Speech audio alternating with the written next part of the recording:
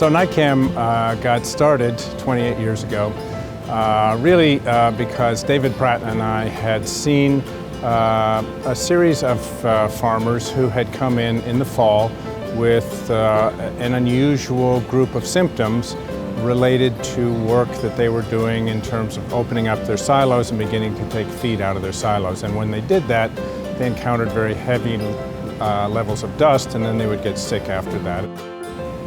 It was really a learning process for two pulmonary docs to begin to understand other aspects of safety on the job and hazards. I had learned about hearing loss, I learned about skin problems, I learned about a lot of occupational health problems from the farmers in Otsego County.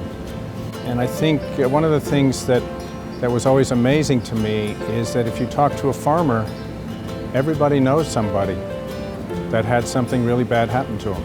You know, in most ways of life, you don't know people who have been killed on the job. Every farmer knows somebody who's been killed on the job. We provide a lot of safety training and educational materials, but in truth, many farmers know what's dangerous or not dangerous. They just simply can't afford to purchase safety equipment or to invest in safety upgrades. And so the John May Farm Safety Fund was launched to try to address that gap in service.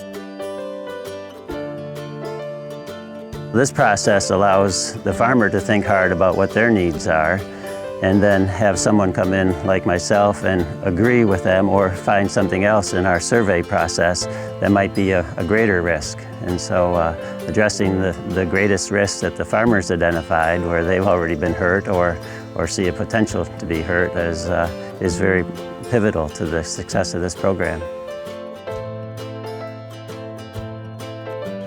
We would get the cows into the box stall and then be able to vaccinate them in there, keep them confined. Well, Mike was in there and we went to vaccinate, and the cow spun around, tripped him up, and he ended up on the ground and got stepped on his leg, which could have been a lot worse, but didn't break anything. A little sore, but you know, it definitely needs a safer way of handling these animals. Farm accidents are way too common. They keep happening. Fatalities, within the last year continue to happen. And so the need is very real. There's been such an outpouring of interest from the farm community. We have already expended those funds in the first 3 months, and we have more applicants waiting. What we're hoping is that with the current programs that we have, this will help farmers really be proactive about safety, because in truth, that's what they would really like.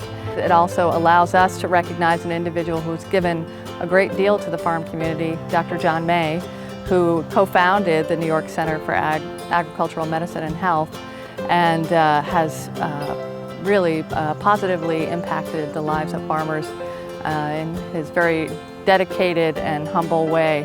Would it have been easier to stay in pulmonary clinic? Yeah, it would have been, but it wouldn't have been nearly as much fun. And we wouldn't have gotten milk and brownies, every time we showed up to the farm.